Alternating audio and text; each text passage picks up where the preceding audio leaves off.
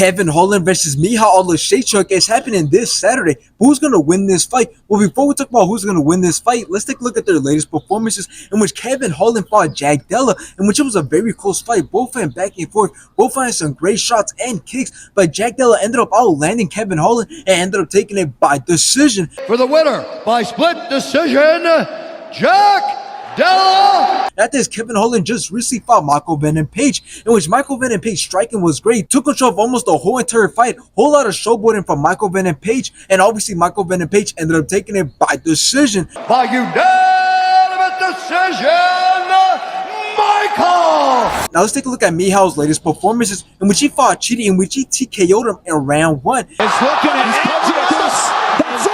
Wow.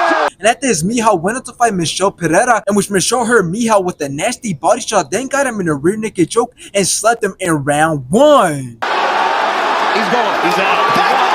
Now, before we go more in depth about this fight, let's go over both fighters' records and list of fights. Well, when you look at Michal, he stands with a record of 19 wins, 14 knockouts, only 1 win by submission, and he has 11 losses. And his last 2 losses were by submission, but his last 4 wins were by knockout. So it's clear that he doesn't have the best grappling or submission skills. But when you look at Kevin Holland, he stands with a record of 25 wins, 13 of those wins coming by knockout, and 8 of those wins coming by submission, and he has 11 losses. And his last 6 wins did end in knockout or by submission. Now, I think that people need to realize that just because Kevin Holland is on a 2-fight losing streak, and he's been falling down in the ranks as he's now ranked number 15, that doesn't necessarily mean that it's over for him, and that doesn't necessarily mean that he's going to struggle with Michal, because honestly, he hasn't really shown signs of not being able to put up a fight. If anything, he does the complete opposite. He shows that he still has the heart and the skill to put up a fight no matter what. So my prediction is that if Kevin Holland isn't cautious, he could get clipped by Michal, but most likely he will win the fight by taking control of the fight using his grappling skills and taking the fight to the ground.